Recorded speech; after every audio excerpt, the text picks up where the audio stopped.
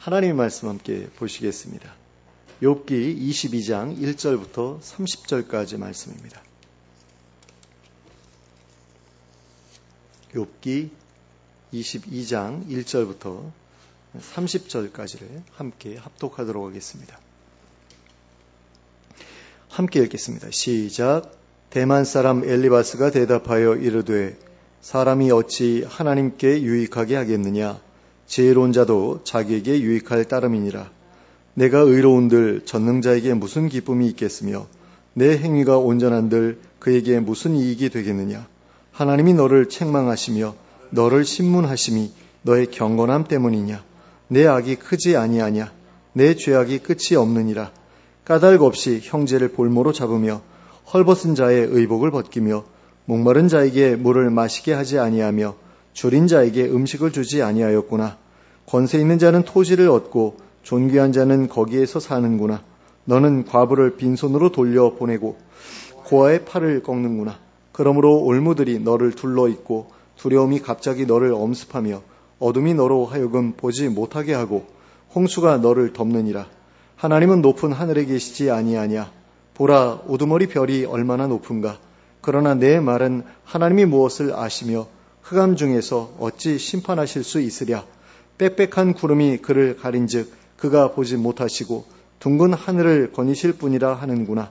내가 악인이 밟던 옛적 길을 지키려느냐. 그들은 때가 이르기 전에 끊겨버렸고 그들의 터는 강물로 말미암아 함몰 되었느니라. 그들이 하나님께 말하기를 우리를 떠나소서 하며 또 말하기를 전능자가 우리를 위하여 무엇을 하실 수 있으랴 하였으나 하나님이 좋은 것으로 그들의 집에 채우셨느니라. 악인의 계획은 나에게서 머니라. 의인은 보고 기뻐하고 죄 없는 자는 그들을 비웃기를 우리의 원수가 망하였고 그들의 남은 것을 불이 삼켰느니라 하리라. 너는 하나님과 화목하고 평화하라. 그리하면 복이 내게 임하리라. 청하건대 너는 하나님의 입에서 교훈을 받고 하나님의 말씀을 내 마음에 두라. 내가 만일 전능자에게로 돌아가면 내가 지음을 받을 것이며 또 내 장막에서 불의를 멀리하리라. 내 보화를 티끌로 여기고 오빌의 금을 계곡의 돌로 여기라. 그리하면 전능자가 내 보화가 되시며 내게 고귀한 은이 되시리니 이에 내가 전능자를 기뻐하여 하나님께로 얼굴을 들 것이라. 너는 그에게 기도하겠고 그는 들으실 것이며 너의 소원을 내가 갚으리라. 내가 무엇을 결정하면 이루어질 것이요 내 길에 빛이 비치리라. 사람들이 너를 낮추거든 너는 교만했노라고 말하라. 하나님은 겸손한 자를 구원하시리라. 죄 없는 자가 아니라도 건지시리니 내 손이 깨끗함으로 말미암아 건지심을 받으리라. 아멘. 오늘 우리가 함께 읽은 본문에는 욥과 친구들 사이의 세 번째 논쟁의 시작점이 되는 엘리바스의 이야기가 기록되어 있습니다. 이때 엘리바스는 인간의 무익함에 대한 자신의 견해를 주장하는 것으로부터 자신의 이야기를 시작하였습니다. 2절과 3절 말씀입니다. 사람이 어찌 하나님께 유익하게 하겠느냐. 지혜로운 자도 자기에게 유익할 따름이니라. 내가 의로운들 전능자에게 무슨 기쁨이 있겠으며 내 행위가 온전한들 그에게 무슨 이익이 되겠느냐. 여기서 엘리바스는 사람이 아무리 지혜롭더라도 하나님께 유익이 되지 않는다고 하였습니다. 그리고 사람의 행위가 아무리 의롭다고 하더라도 하나님께 기쁨이 되지도 이익이 되지도 않는다고 하였습니다. 그런데 엘리바스의 이 말은 정말로 사실일까요? 사실은 그렇지 않습니다. 그 이유가 무엇입니까? 사람은 그 존재만으로도 하나님께 기쁨이 되는 존재이기 때문입니다. 게다가 사람의 의로움과 온전함은 하나님께 큰 기쁨이 되기 때문입니다. 욥이 바로 그랬던 것을 볼 수 있습니다. 하나님께서는 욥의 의로움과 온전함을 크게 기뻐하셨습니다. 그래서 사탄에게 자랑까지 하실 정도셨습니다. 그런데 엘리바스는 사람의 행위가 아무리 의로워도 하나님께 기쁨이 되지 않는다고 말하고 있습니다. 그러므로 엘리바스의 이 말은 옳은 말이 아니라고 할 수 있습니다. 그런데 엘리바스는 예전에도 이와 비슷한 이야기를 했던 적이 있습니다. 욥기 4장 17절부터 19절까지의 말씀입니다. 사람이 어찌 하나님보다 의롭겠느냐. 사람이 어찌 그 창조하신 이보다 깨끗하겠느냐. 하나님은 그의 종이라도 그대로 믿지 아니하시며 그의 천사라도 미련하다 하시나니 하물며 흙집에 살며 티끌로 털을 삼고 하루살이 앞에서라도 무너질 자이겠느냐. 자, 여기에서 엘리바스가 사람이 하나님보다 의로울 수 없다고 말한 것은 틀린 말이 아닙니다. 100% 맞는 말입니다. 하지만 하나님께서 그의 종을 믿지 않으신다는 말이나 하나님께서 천사에게까지 미련하다고 하신다는 말은 맞는 말이라고 할 수 없습니다. 하나님께서 누군가에게 당신의 일을 맡기시는 것은 그를 신뢰하시기 때문입니다. 그의 지혜를 믿으시고 그의 신실함을 믿으시기 때문에 그에게 일을 맡겨주시는 것입니다. 그러므로 엘리바스의 이 말은 맞는 말이라고 할 수 없습니다. 그런데 왜 엘리바스는 이렇게 맞지도 않는 말을 맞는 말처럼 이야기하고 있는 것일까요? 그것은 엘리바스의 머릿속에 오직 하나님만이 온전하시고 그 외의 존재들은 어느 것 하나 온전하지 않다라는 생각이 깊이 자리 잡고 있었기 때문입니다. 하지만 하나님께서 온전하시다는 것은 어떤 의미에서는 하나님께서 창조하신 모든 것들도 온전하다는 것을 의미한다고 할 수 있습니다. 다만 마귀의 개입으로 인해 처음의 온전함을 잠시 잃어버렸을 뿐입니다. 하지만 이 세상에는 여전히 하나님께서 창조 시에 부여하셨던 가치들이 부분적으로나마 그대로 남아 있습니다. 그래서 사람들이 아무리 타락했다고 하더라도 그들에게는 여전히 하나님의 형상이 부분적으로나마 그대로 남아 있습니다. 그래서 모든 사람에게는 하나님께 기쁨을 드릴 수 있는 여지가 남아 있다라고 생각해야 맞습니다. 무엇보다 성경의 많은 곳에서 우리 인간들이 다양한 일들을 통해 하나님을 기쁘시게 해드릴 수 있다고 말씀하고 있습니다. 먼저 역대상 29장 17절 전반부의 말씀입니다. 나의 하나님이여 주께서 마음을 감찰하시고 정직을 기뻐하시는 줄을 내가 아나이다. 또 히브리서 13장 16절 말씀입니다. 오직 선을 행함과 서로 나누어 주기를 잊지 말라. 하나님은 이 같은 제사를 기뻐하시느니라. 자, 이처럼 하나님께서는 사람들이 선을 행하며 정직하게 살아가는 것을 기뻐하십니다. 그러므로 우리는 나 같은 사람이 선을 행하며 정직하게 살아간다고 해서 하나님께 무슨 기쁨을 드릴 수 있겠어? 라고 생각하지 말아야 합니다. 나의 선하고 정직한 삶이 하나님께 기쁨을 드릴 수 있음을 기억하고 그렇게 살고자 힘써야 합니다. 그리하여 욥처럼 하나님께서 기뻐하시고 또 자랑스럽게 생각하실 만한 삶을 살아낼 수 있도록 해야 하겠습니다. 엘리바스는 사람의 무익함에 대한 자신의 견해를 피력한 후에 욥의 악행에 대해 이야기하기 시작했습니다. 먼저 4절과 5절 말씀입니다. 하나님이 너를 책망하시며 너를 신문하심이 너의 경건함 때문이냐? 내 악이 크지 아니하냐? 내 죄악이 끝이 없느니라. 하나님께서 욥을 책망하시고 신문하시는 이유는 욥이 경건해서가 아니라 욥의 악이 크고 욥의 죄악이 끝이 없기 때문이라고 말하고 있습니다. 그리고 이어지는 6절에서는 욥이 헐벗은 형제의 의복을 담보로 잡았기 때문에, 그리고 7절에서는 욥이 어려운 처지에 있는 자들에게 도움을 베풀지 않았기 때문에 하나님께 책망을 받고 있는 것이라고 주장했습니다. 그리고 그 다음으로는 8절에서 이렇게 이야기했습니다. 권세 있는 자는 토지를 얻고 존귀한 자는 거기에서 사는구나. 그런데 이 번역은 무슨 말인지 이해하기 어렵습니다. 앞뒤 구절과 자연스럽게 연결되지가 않습니다. 그래서 표준 세번역 성경의 번역으로 읽어드리겠습니다. 너는 권세를 이용하여 땅을 차지하고 지위를 이용하여 이 땅에서 거들먹거리면서 살았다. 자, 개정개혁의 번역과는 달리 표준 세번역의 번역에서는 이 구절의 내용을 욥이 어떤 죄를 저질렀는지에 대해 말해주고 있는 내용으로 번역하고 있는 것을 볼 수 있습니다. 그러므로 이 번역을 취하는 것이 적절해 보입니다. 그리고 그 다음으로는 욥이 과부를 돕지 않았고 고아를 학대했다고 주장하였습니다. 9절 말씀입니다. 너는 과부를 빈손으로 돌려보내며 고아의 팔을 꺾는구나. 그리고 10절과 11절에서는 그 결과 욥에게 벌어진 일에 대해 말하였습니다. 그러므로 올무들이 너를 둘러있고 그 두려움이 갑자기 너를 엄습하며 어둠이 너로 하여금 보지 못하게 하고 홍수가 너를 덮느니라. 그래서 네가 망했다라는 그런 이야기죠. 너가 죄를 지었기 때문에 너에게 재앙이 임한 것이다라는 이야기입니다.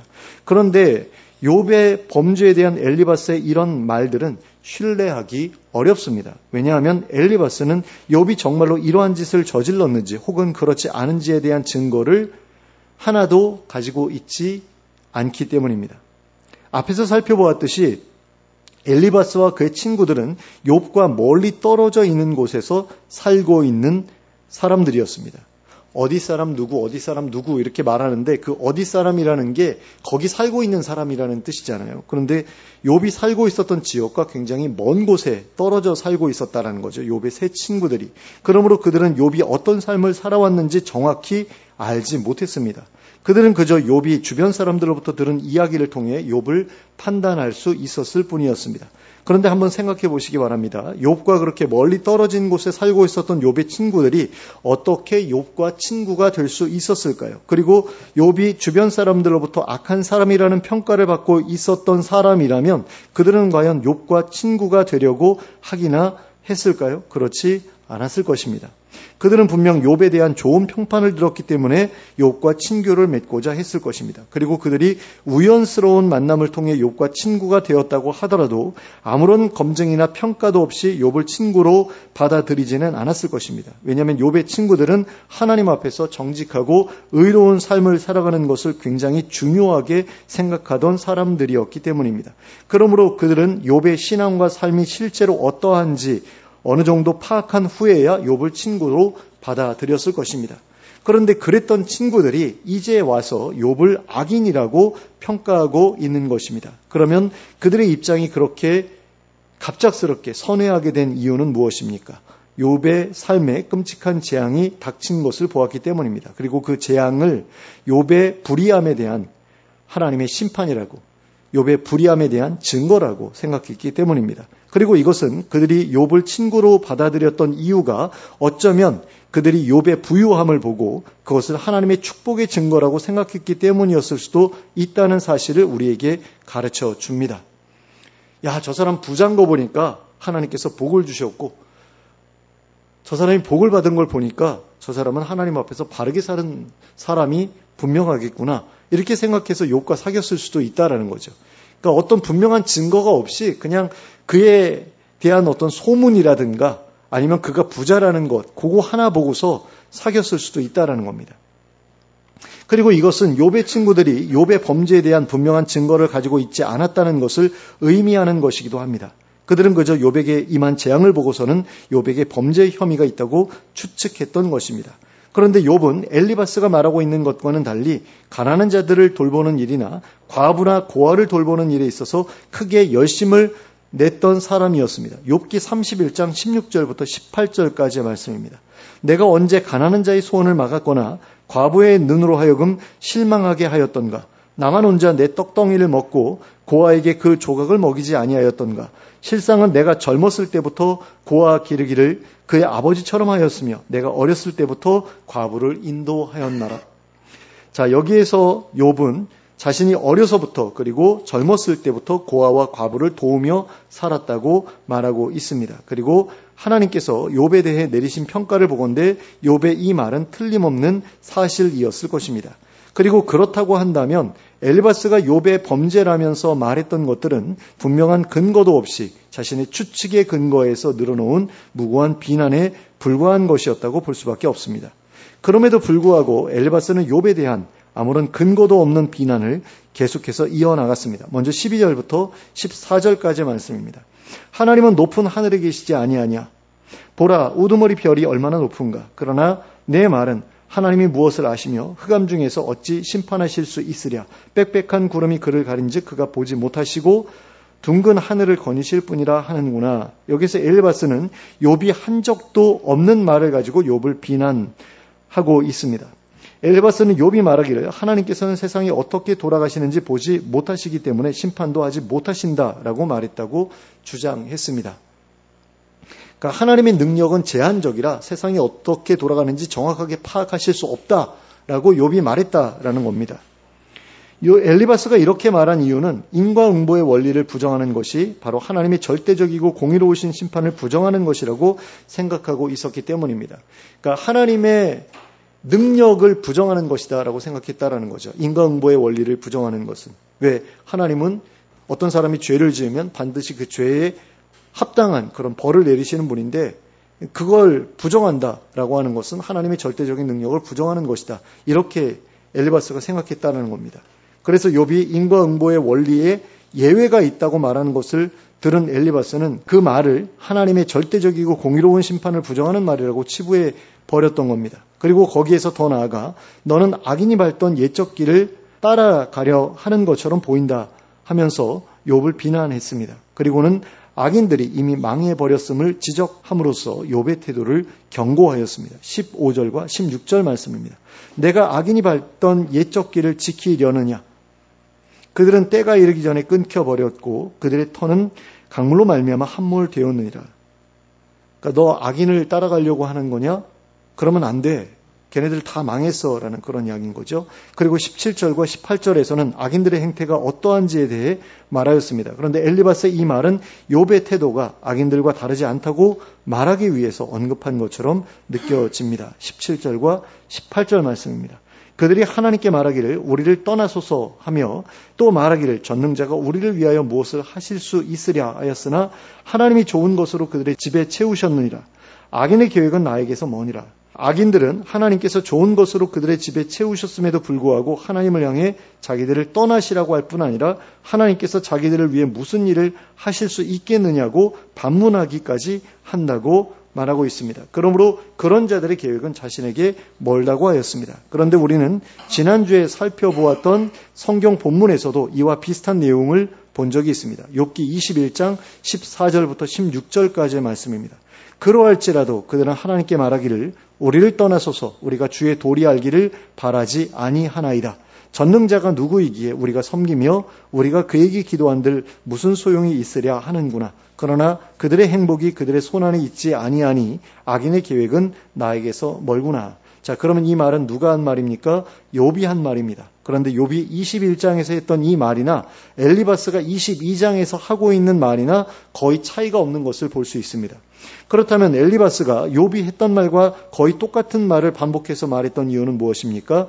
여기에서 엘리바스는 욥이 했던 말을 욥에게 그대로 다시 들려줌으로써 욥을 비꼬려고 했던 것입니다. 욥이 악인의 특징이라고 말했던 것들을 다시금 언급하는 가운데 욥이 바로 그런 특징을 가진 사람이라고 말하고자 했다라는 겁니다. 그리고는 그런 악인들이 망했을 때 의인들이 얼마나 기뻐하는지에 대해 말함으로써 욥을 자극하고자 했습니다. 19절과 20절 말씀입니다. 의인은 보고 기뻐하고 죄 없는 자들은 그들을 비웃기를 우리의 원수가 망하였고 그들의 남은 것을 불이 삼켰느니라 하리라. 엘바스가 여기에서 욥에게 해주고자 했던 말은 너의 비참한 처지에 대해 동정을 보낼 의인은 없다라는 것이었습니다. 엘리바스는 그 말을 듣고서 욥이 자신의 비참한 처지를 다시금 자각함으로써 거기에서 벗어날 유일한 방법을 외면하지 않기를 바랐던 것입니다. 그러면 엘리바스가 생각했던 그 방법은 무엇이었을까요? 그것은 21절에 기록되어 있는 것처럼 하나님과 화해하고 화목하는 것이었습니다. 엘리바스는 욥이 그렇게 하기만 하면 욥에게 복이 임하게 될 것이라고 믿었습니다. 21절 말씀입니다. 너는 하나님과 화목하고 평화하라. 그리하면 복이 내게 임하리라. 자, 이게 엘리바스의 믿음이었다라는 겁니다. 그러면 엘리바스의 이 말은 맞는 말일까요? 틀린 말일까요? 당연히 맞는 말이라고 할 수 있습니다. 예수님께서 이 세상에 오신 것도 우리로 하여금 하나님과 화목하게 하시기 위함이었기 때문입니다. 그러니까 하나님과 화목하는 게 얼마나 중요하면 예수님께서 그 일을 위해서 이 땅에 오셨겠느냐라는 겁니다. 그래서 하나님과 우리 사이가 화목하게 되고 그로 말미암아 우리가 구원을 얻게 하시기 위해서 예수님께서 오셨다라는 거죠. 그러므로 하나님과 화목하게 되는 것이야말로 우리에게 복이 되는 일이 분명하다고 할 수 있는 것입니다. 근데 엘리바스가 바로 이러한 믿음을 가지고 있었다라는 겁니다. 그러니까 엘리바스가 가지고 있었던 생각이 다 틀려먹은 생각이었다. 이렇게 생각하면 안 됩니다. 우리가 앞에서 살펴보았던 인간에 대한 어떤 부정적인 시각은 잘못된 것이었지만 이 하나님과 화목하고 평화해야 된다라는 것에 대한 이 엘리바스의 믿음은 맞는 말이었다라는 겁니다. 그러면 사람은 과연 어떻게 해야 하나님과 화목하고 화해할 수 있는 것일까요? 엘리바스는 22절에서 이렇게 이야기하고 있습니다. 청하건대 너는 하나님의 입에서 교훈을 받고 하나님의 말씀을 내 마음에 두라.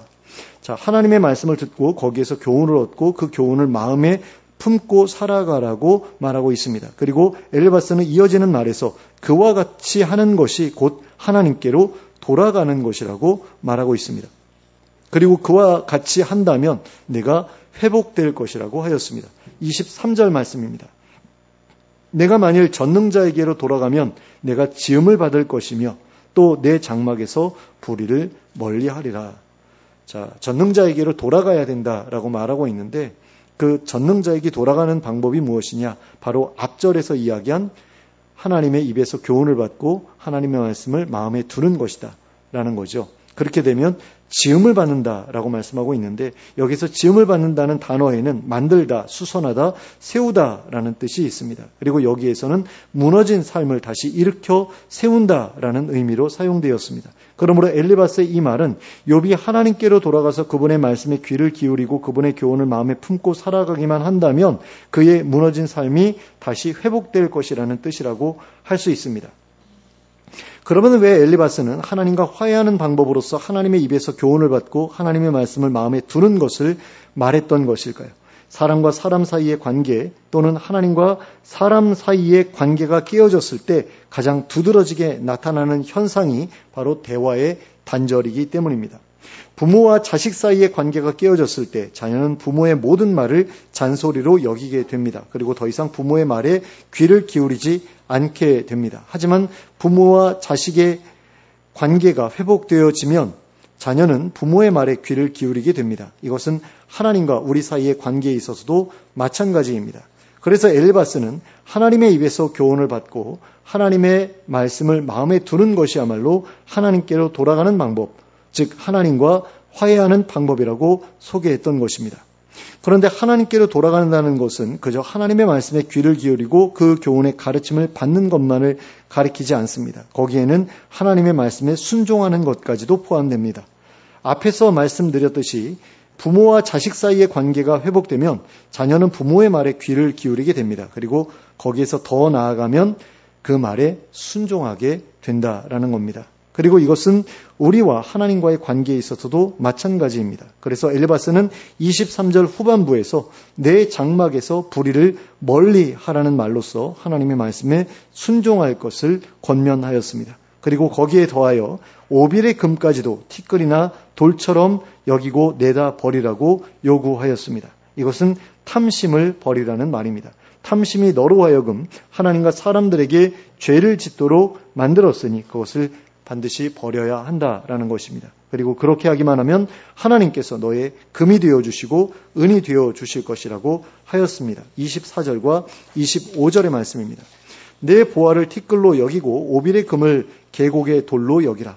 그리하면 전능자가 내 보화가 되시며 내게 고귀한 은이 되시리니. 자, 여기에서 엘리바스는 욥을 향해 세상의 보화에 대한 욕심을 버리라고 권면하였습니다. 그리고 그렇게 하기만 하면 하나님께서 너의 보화가 되어 주실 것이라고 하였습니다. 하나님께서 너의 기쁨이 되어 주실 것이고 너의 의지할 분이 되어 주실 것이라고 하였습니다. 26절부터 28절까지의 말씀입니다. 이에 내가 전능자를 기뻐하여 하나님께로 얼굴을 들 것이라. 너는 그에게 기도하겠고 그는 들으실 것이며 너의 서원을 내가 갚으리라. 내가 무엇을 결정하면 이루어질 것이요 내 길에 빛이 비추리라. 세상의 보화에 대한 욕심을 버린다면 하나님께서 친히 너의 모든 필요를 채워주실 것이고 너의 기쁨이 되어주실 것이며 내가 기도하는 것마다 응답을 받을 것이고 모든 일을 하든지 형통하게 될 것이다 라고 말씀하고 있는 것을 보게 됩니다. 그러니까 하나님께 순종하면 이렇게 된다라고 이해할 수 있는 거죠. 그리고 마지막으로 엘리바스는 하나님의 말씀을 듣고 순종하라는 권면에 더해서 사람들 앞에서 겸손할 것을 권면하였습니다. 29절과 30절 말씀입니다. 사람들이 너를 낮추거든 너는 교만했노라고 말하라. 하나님은 겸손한 자를 구원하시리라. 죄 없는 자가 아니라도 건지시리니 내 손이 깨끗함으로 말미암아 건지심을 받으리라. 그런데 30절의 전반부의 말씀은 좀 이상합니다. 하나님께서 죄 없는 자가 아니라도 건지실 것이라니 말이 되지 않습니다. 그러니까 죄 없는 자를 건지시는 분이 죄 없는 자가 아닌 죄인을 왜 건지시냐? 그러니까 죄인이라도 겸손하기만 하면 건지시냐? 이런 질문을 우리가 해볼 수 있는 거죠. 근데 겸손한 자가 죄인일 수 있는가? 이런 것도 우리가 좀 생각해 볼 수가 있는 거고요. 근데 이거는 엘리바스가 잘못된 말을 했다고 보기보다는 엘리바스의 이 말을 잘못 번역한 것이라고 보는 것이 마땅해 보입니다. 표준 세번역 성경에서는 이 부분을 그분은 죄 없는 자를 구원하신다라고 번역하고 있고요. 또 공동번역 성경에서는 그는 무죄한 사람을 풀어놓으시는 분이라고 번역하고 있습니다. 그리고 문맥상으로도 이렇게 번역하는 것이 적절해 보입니다. 그러므로 29절과 30절 말씀은 하나님 앞에서 겸손하라. 하나님께서는 겸손한 자를 구원하시기 때문이다. 그리고 하나님께서는 죄 없는 자를 구원하시는 분이시다. 그러므로 손을 깨끗이 하라. 그리하면 하나님의 건지심을 받을 것이다. 라는 말로 이해할 수 있습니다. 그러니까 죄를 버리라. 죄를 멀리하라. 불의를 멀리하라. 이런 이야기를 이제 계속해서 하고 있는 거죠.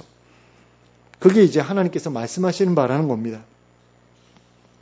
이처럼 엘리바스는 욥이 자신의 공경에서 벗어날 방법으로 하나님과 화해하고 화목할 것을 제시하였습니다. 하지만 욥은 하나님과 반목하는 상태에 있지 않았습니다.